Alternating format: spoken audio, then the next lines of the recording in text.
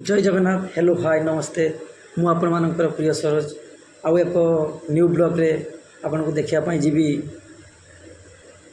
Mayurbhanj district प्रसिद्ध माँ हिंगुड़ांकर पीठ को जीवा आसतु आपण मानक समस्त को देखी ये माँ को मंदिर को जीवा को रास्ता कि सुंदर परिवेश शालबण मझी रूपटी अच्छी आसतु देखा माँ को मंदिर कि सुंदर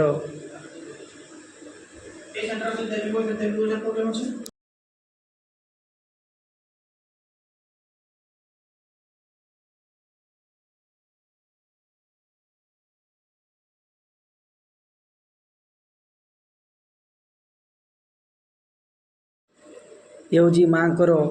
जीवाकू मंदिर को जीवाकू रास्ता कि प्रबल मात्रा भिड़ होती जहाँकि बहुत संख्यार लोक एटा आसती गोटे दिन माँ पीठ बसे एठी